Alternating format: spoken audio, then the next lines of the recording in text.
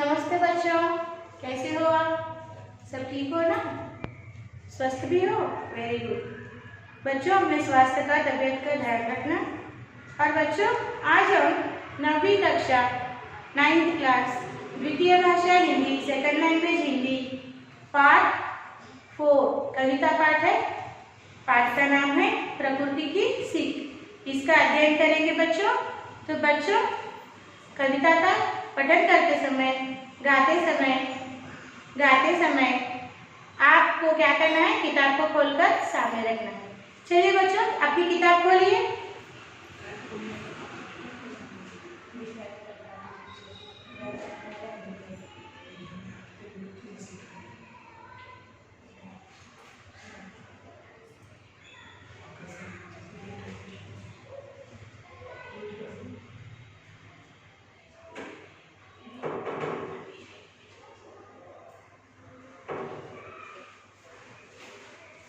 किताब खोलिए बच्चों। चलिए बच्चों, आज हम पाठ 4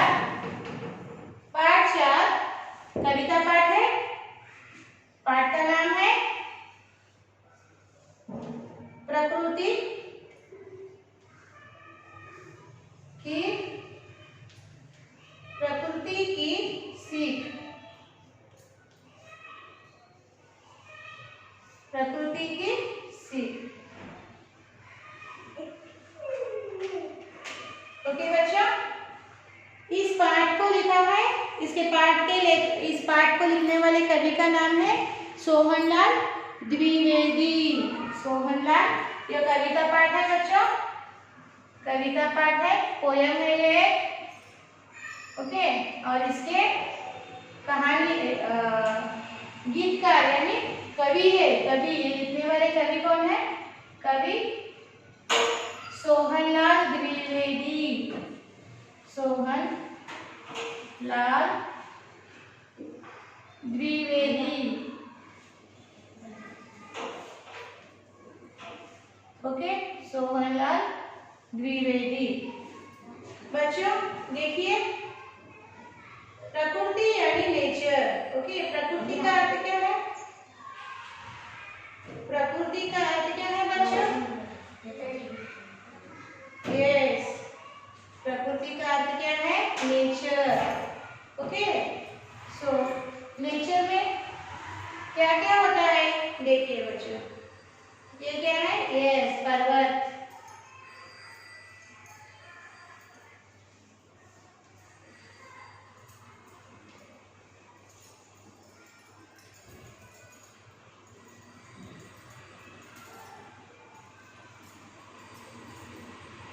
देखिए, पंछी उड़ रहे हैं। ओके, यहाँ पर भी देखिए पंछी उड़ रहे हैं। ओके, आसमान में क्या है बच्चों? बादल है। देखिए क्लाउड्स है।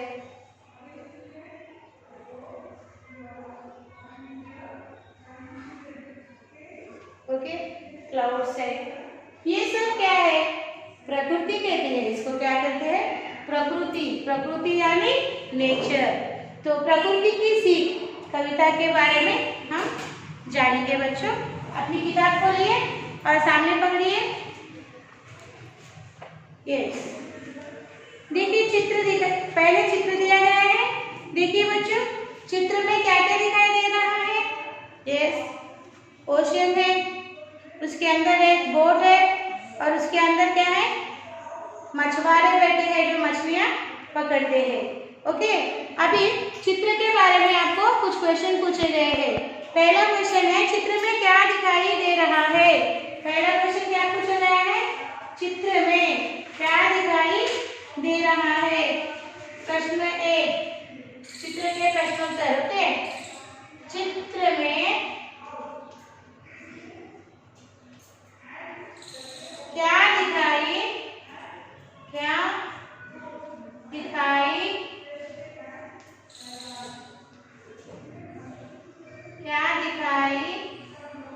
दे रहा है?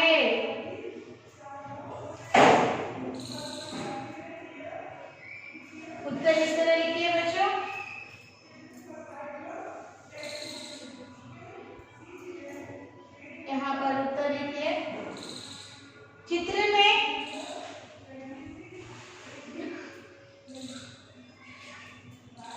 क्या दिखाई दे रहा है? समुद्र यानी ओशियन, समुद्र, समुद्र और नाव, नाव यानी बोट, और नाव, नाव दिखाई दे रही है, दिखाई दे रही है। ओके, देखिए नेक्स्ट क्वेश्चन है सेकंड वन। वे क्या कर रहे हैं? वे क्या कर रहे हैं? वे क्या कर रहे हैं? उत्तर लिखिए बच्चों। वे जीवन यापन के लिए, वे जीवन यापन यानी लिवलीहुड, ओके, वे जीवन यापन के लिए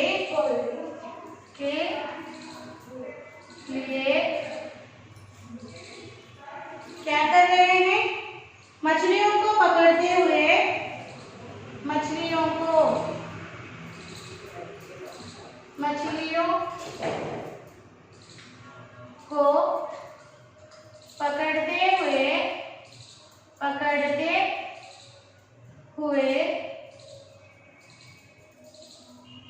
पकड़ते हुए गंभीर सागर को पार कर रहे हैं। गंभीर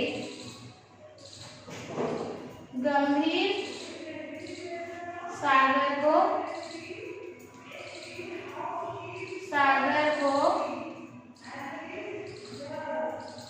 पार कर रहे हैं, पार कर रहे हैं।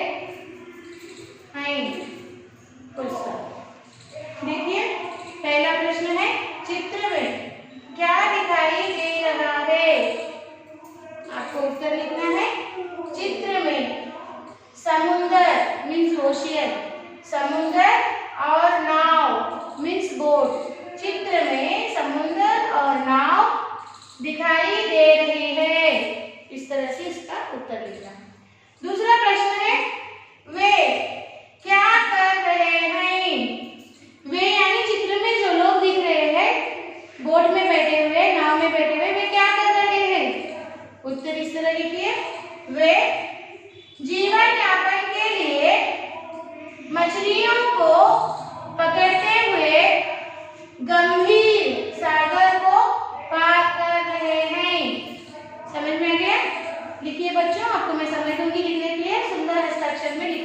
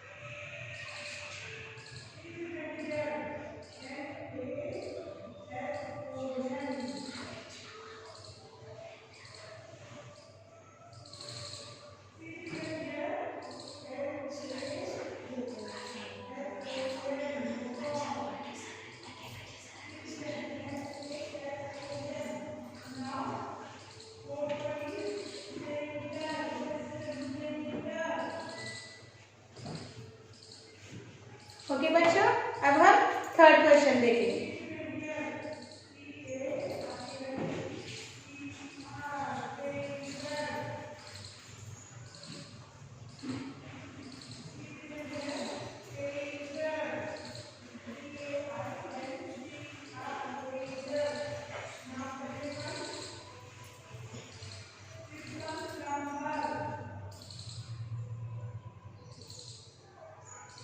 थर्ड क्वेश्चन है,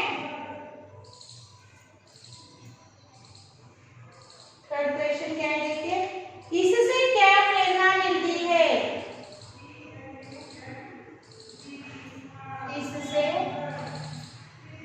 इससे क्या प्रेरणा मिलती है?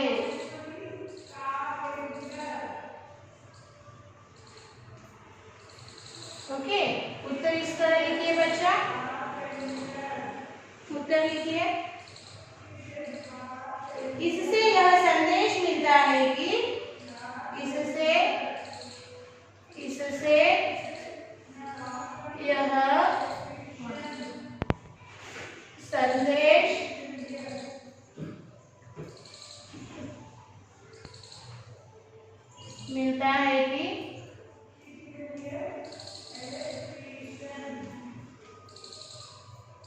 मिलता है कि कष्टों का सामना करने वालों को जरूर विजय होती है। यानी कष्टों का सामना करने वालों की, कष्टों का यानी मुसीबतों का, कष्टों का सामना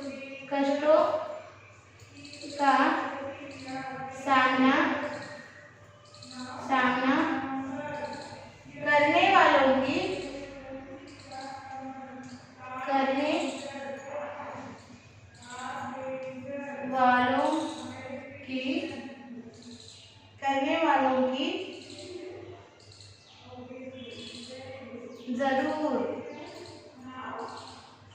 जरूर विजय होती है।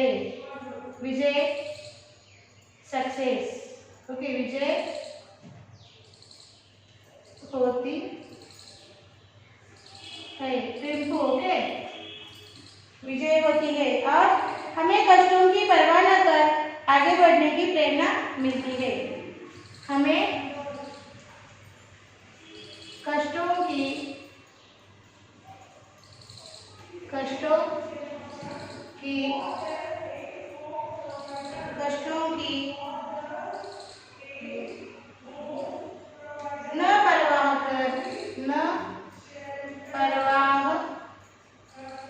न परवाह कर आगे बढ़ने की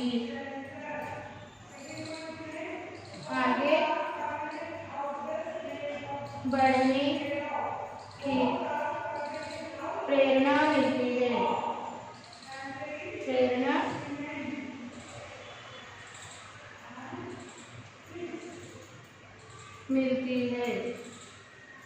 ओके, इस तरह लिखना है आपको। उत्तर देखिए, इससे क्या प्रेरणा मिलती है? इससे यह संदेश मिलता है कि कष्टों का सामना करने वालों की जरूर विजय होती है। हमें कष्टों की न परवाह कर आगे बढ़ने की प्रेरणा मिलती है। इस तरह से इस प्रश्न का उत्तर लिखना है बच्चों। और एक खास बात, अगर मैं बोर्ड पर लिखकर बता रही हूँ आपको और वीडियो में आपको यह ठीक से नहीं दिखाई दे रहा है तो घबराने की जरूरत नहीं। यह सारे प्रश्न और उत्तर आपके स्टडी मटेरियल में दिए हुए हैं बच्चों। आप लिखते समय आपका स्टडी मटेरियल खोलकर सामने रखिए। अगर यहाँ वीडियो से देखकर लिखने में दिक्कत, कठिनाई हो रही है तो स्टडी मटेरियल में देखकर लिखिए बच्चों। आपको समय दे रहे हैं, लिखिए।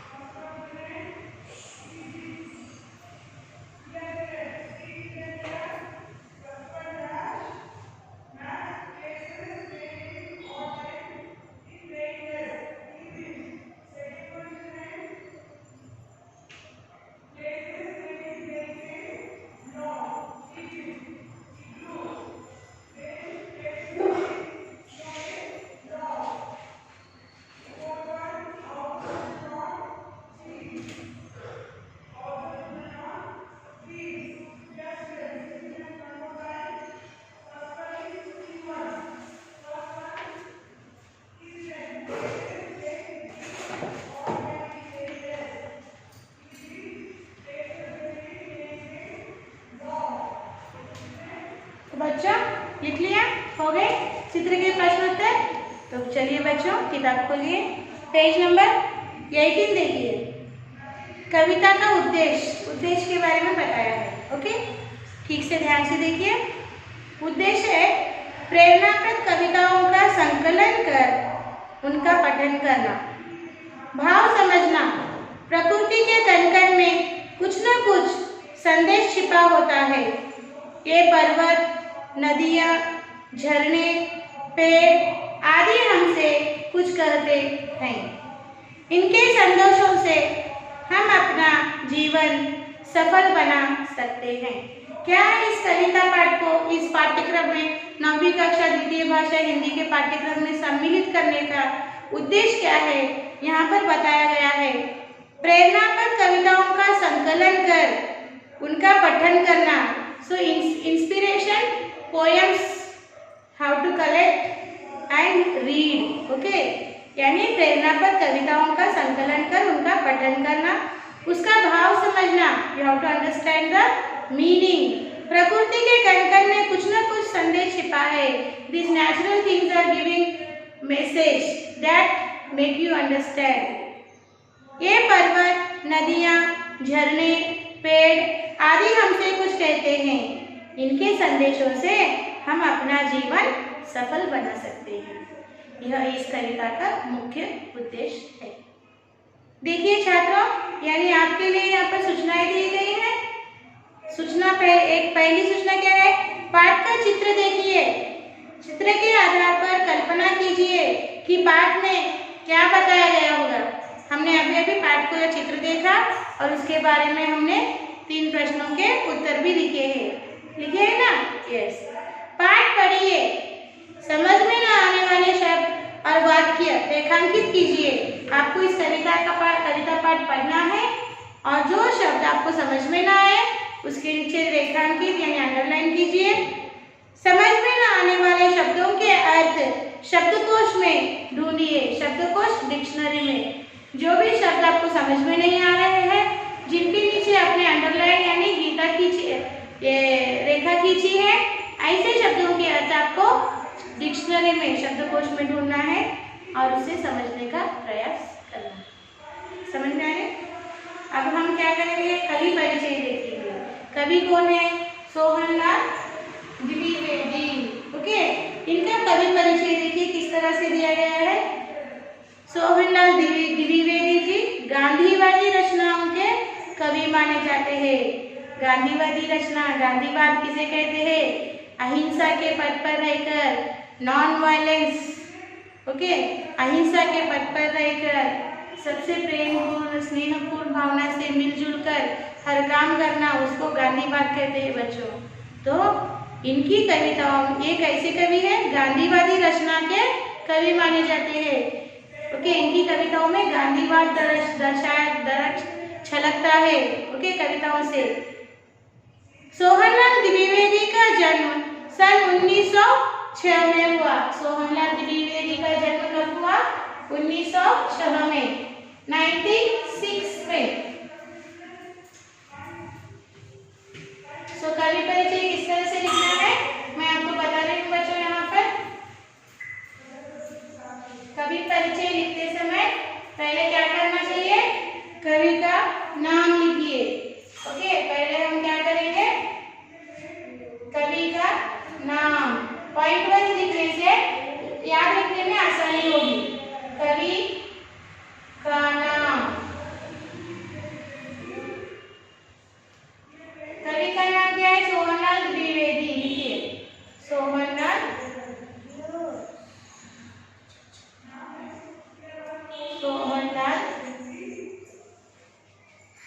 द्विवेदी।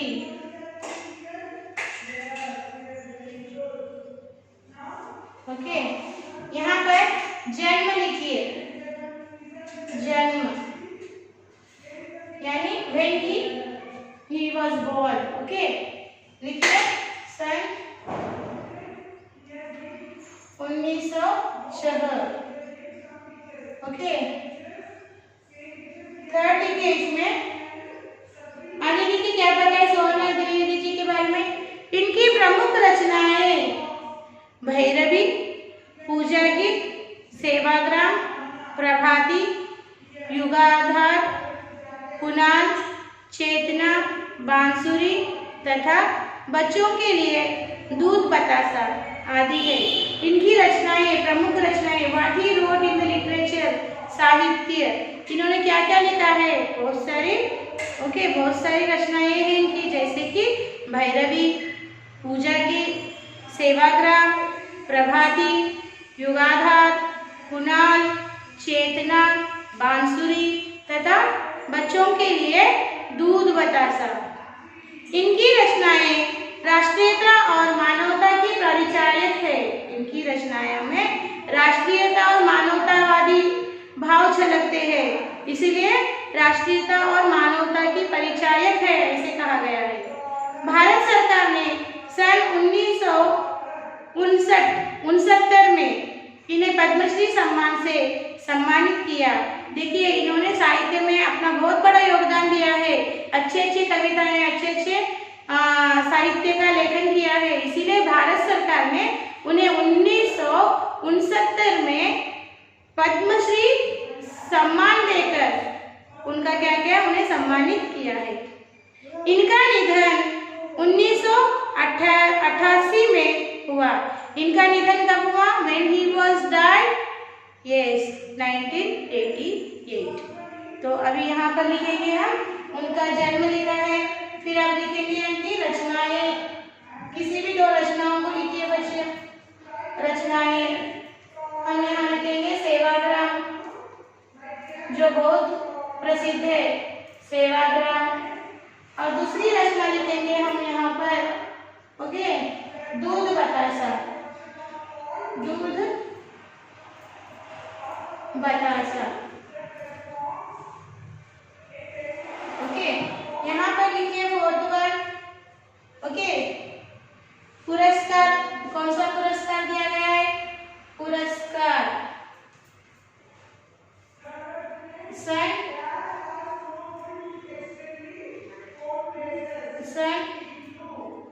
1969 में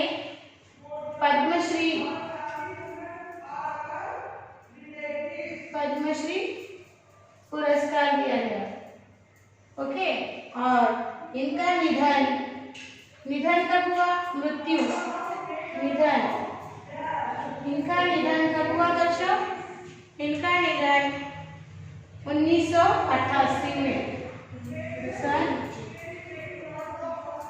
1988 में इनका निधन हो गया।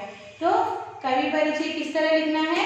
पॉइंट वाइज लिखिए, लिखने से आपको आसान रखने में, मेमोराइज करने में इजी होगा, ओके। कवि का नाम लिखिए, कवि का नाम सोहनलाल द्विवेदी, जन्म सन 1906, रचनाएं सेवाग्राम, दूध बतासा, पुरस्कार सन 1969 में पद्मश्री, निधन सन 1988 में इनका निधन हो गया बच्चों। इस तरह से आपको कवि परिचय लिखना है, और कवि परिचय बहुत इम्पोर्टेंट है बच्चों, उस पर प्रश्न पूछे जाते हैं। आपका क्लास वर्क निकालिए और कवि परिचय को लिख लीजिए, आपको समय देंगे। स्टार्ट बच्चों।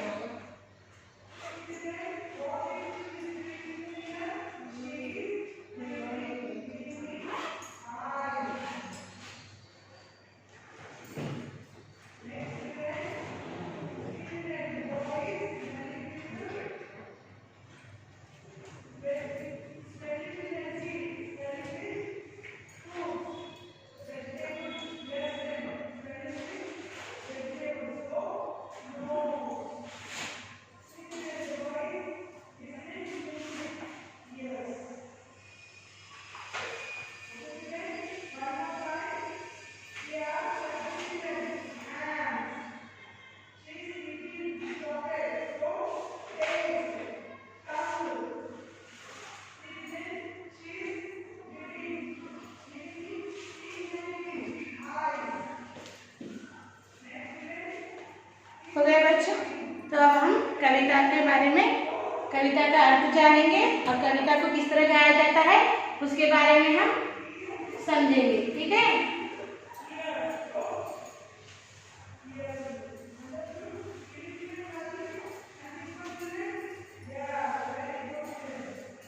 देखिए बच्चों, कविता के पहली 4 पंक्तियां देखिए। कविता क्या है? पर्वत कहता, पर्वत कहता शीश उठाकर,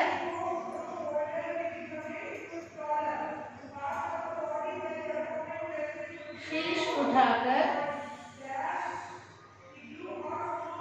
तुम भी ऊंचे बन जाओ, तुम भी ऊंचे, तुम भी ऊंचे बन जाओ।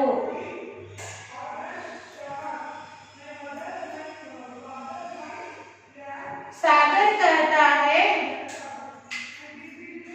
सागर कहता है लहराकर, लहराकर, सागर कहता है लहराकर मन में,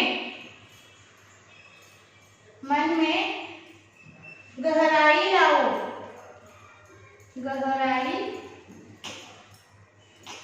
लाओ।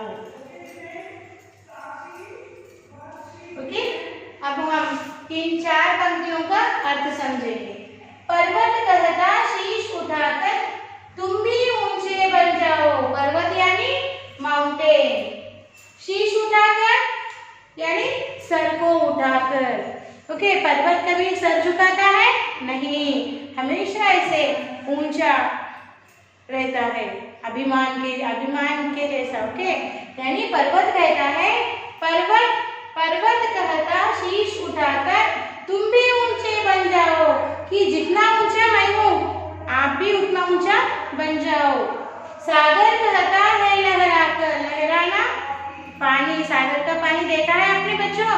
कभी एक जगह रुका हुआ नहीं रहता, हमेशा उसमें हलचल, मोमेंट्स होते हैं, लहरें आती है, लहरें ऊपर उड़ती है, नीचे गिरती है। समुद्र का पानी हमेशा लहरों में बहता हुआ रहता है। ओके, तो सागर कहता है, सागर यानी ओशियन, सागर कहता है लहराकर मन में गहराई लाओ, गहराई लाना डेप्थनेस, सागर कितना गहरा होता है, वेरी डीप नो ओशियंस। तो सागर क्या कहता है, मेरे जैसा आपके मन में गहराई लाना, मन में गहराई लाना यानी गंभीरता से सोचना, हर बात को ठीकता से, ठीक गंभीरता से सोचना। ओके, अभी इन 4 पंक्तियों का आपको भाव अर्थ समझ में आ गया? पर्वत कहता शीश उठाकर तुम भी ऊंचे बन जाओ, पर्वत कहता है कि शीश उठाकर मेरे जैसा तुम भी ऊंचा बन जाओ। सागर कहता है लहराकर मन में गहराई लाओ, जितना मैं गहरा हूँ उतनी गहराई अपने मन में लाओ, अपनी सोच में लाओ, ऐसा सागर कहता है। बच्चों, अब हम इस कविता के 4 पंक्तियों को किस तरह गाते हैं मैं आपको सुनाती हूँ। ओके, पर्वत कहता शीश उठाकर तुम भी ऊंचे बन जाओ, सागर कहता है लहराकर मन में गहराई लाओ। कविता को गाने से ही उसका अर्थ स्पष्टता से समझ में आता है। किस तरह गाना है फिर एक बार समझिए। पर्वत कहता शीश उठाकर तुम भी ऊंचे बन जाओ, सागर कहता है लहराकर मन में गहराई लाओ। ठीक है, अब इन 4 पंक्तियों को आपके क्लासवर्क में लिखिए बच्चों, फिर हम नेक्स्ट 4 पंक्तियों का अर्थ समझेंगे।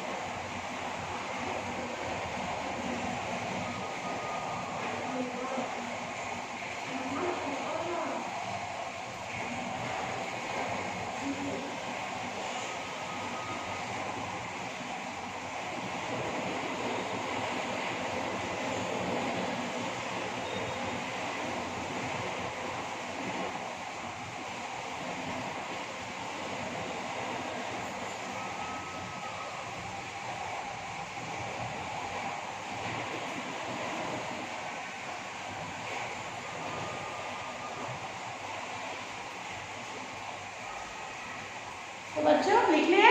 अब अगले 4 पंक्तियों का भाव समझेंगे बच्चों। तो चलिए मेरे साथ, रेडी।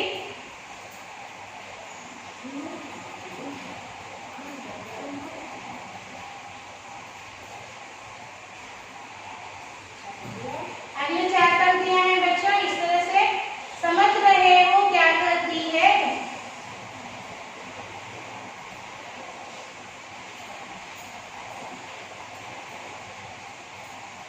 समझ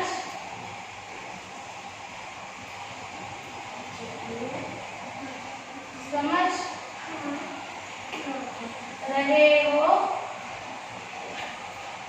समझ रहे हो क्या कहती है,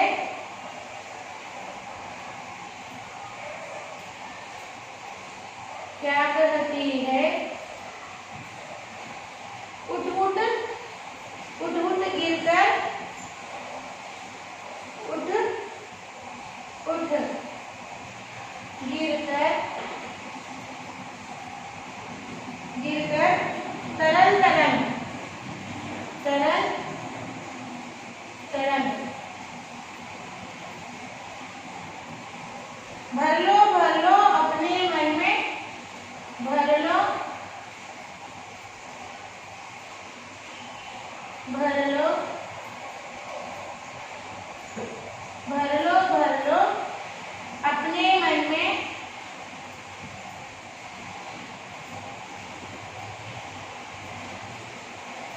अपने मन में मीठे मीठे मृदुल उमंग, मीठे मीठे मृदुल उमंग।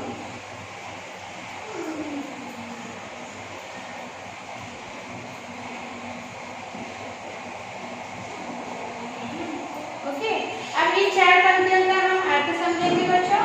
समझ रहे हो क्या करती है। उठ उठ गिरकर तरल तरंग, तरल तरंग, ये जो तरल है वेव्स, ओके, ये उठ उठ कर गिरती है। क्या गिरती है, इसका अर्थ क्या है, समझ रहे हो क्या। भर लो अपने मन में मीठे मीठे मृदुल उमंग, अपने मन में उमंग उत्साह भर लो कह रही है। ये जो पानी में जो लहरें उठ रही है, तरल उठ रहे हैं, तरंग उठ रहे हैं, ओके, ये उठ उठ कर गिर रहे हैं नीचे और क्या कर रहे हैं, अपने मन में भर लो, उत्साह भर लो और क्या भर लो, उमंग भर लो, मीठे मीठे मृदुल सॉफ्ट उत्साह उमंग भर लो, एक्टिव बन जाओ। इस तरह ये तरल कह रहे हैं। अब इसे किस तरह गाएंगे। समझ रहे हो क्या कहती है, उठ उठ गिरकर तरल तरंग, भर लो अपने मन में मीठे मीठे मृदुल उमंग। इस तरह से आपको गाना है। समझ रहे हो क्या करती है, उठ उठ गिरकर तरल तरंग, भर लो अपने मन में मीठे मीठे मृदुल उमंग। इस तरह से आपको गाते हुए लिखना है बच्चों। आपको समझ में होंगी, लिखिए।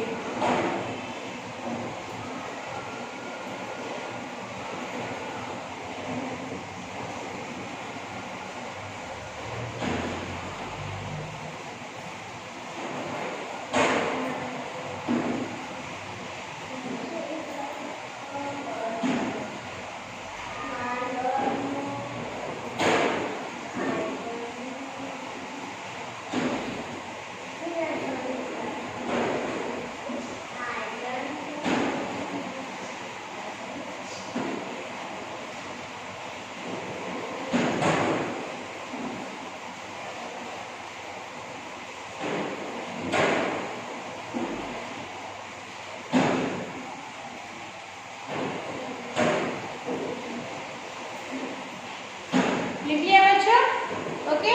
लिखते समय टेक्स्ट बुक सामने रखिए। टेक्स्ट बुक में पूरी कविता दी हुई है।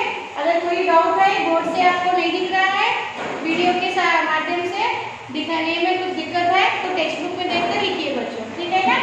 हम अंतिम 4 पंक्तियों का अर्थ समझेंगे अभी।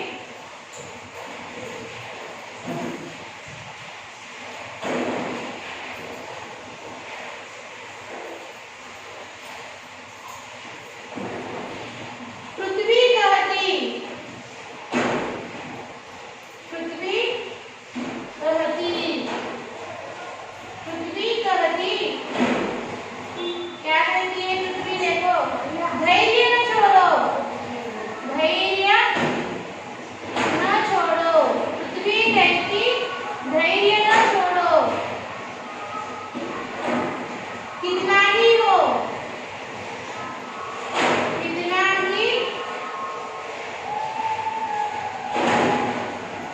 ही हो, सिर पर भार, कितना ही हो सिर पर भार। नभ कहता है, नभ कहता है, नभ कहता है फैलो इतना, फैलो, फैलो इतना, ढक लो तुम सारा संसार, ढक लो, ढक लो तुम सारा संसार।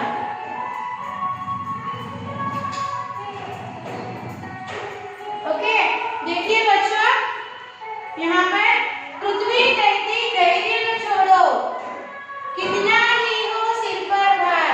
ये पृथ्वी, ये जमीन, ये धरती क्या कर रही है?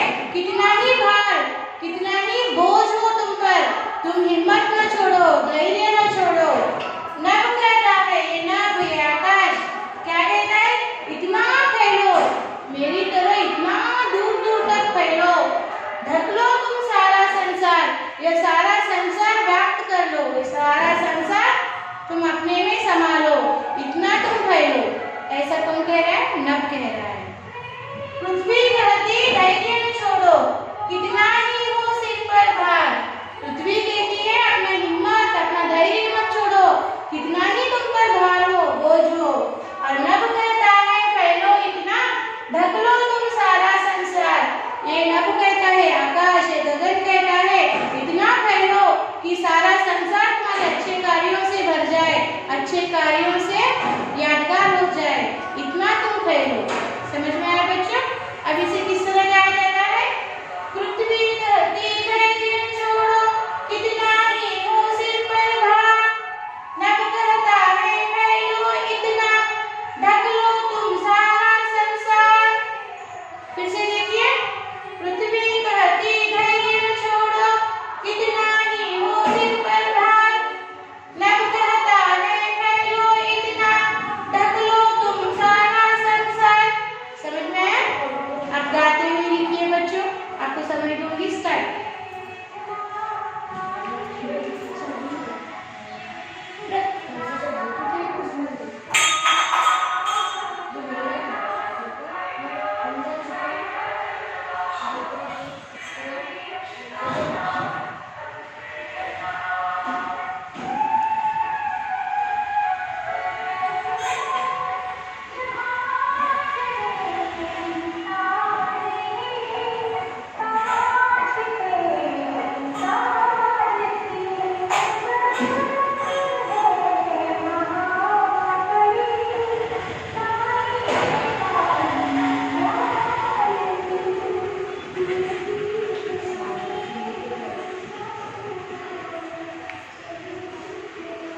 हो गया बच्चों?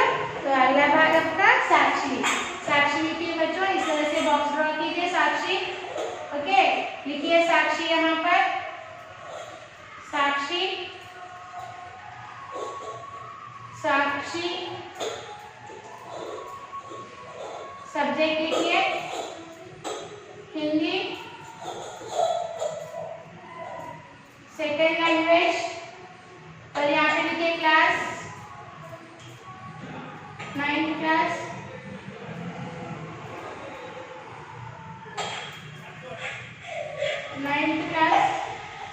होमवर्क लिखिए।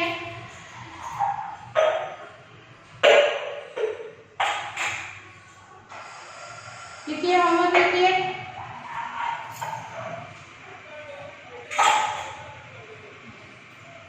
होमवर्क लिखिए। Right and learn poem, poem in HW नीति। one hand. Okay, and here PS and teacher side TS. So बच्चों, ओके, ये साक्षी बॉक्स का भी एक व्हाट्सएप कॉपी मुझे दिए हुए व्हाट्सएप नंबर पर भिजवाइए और किए हुए घर कार्य होमवर्क भी दिए हुए व्हाट्सएप नंबर पर भिजवा दीजिए बच्चों। समय में व्हाट्सएप भिजवा दीजिए। Okay, no pendings. हम इस कविता के अगले पार्ट के साथ फिर मिलेंगे अगले सेशन में। धन्यवाद।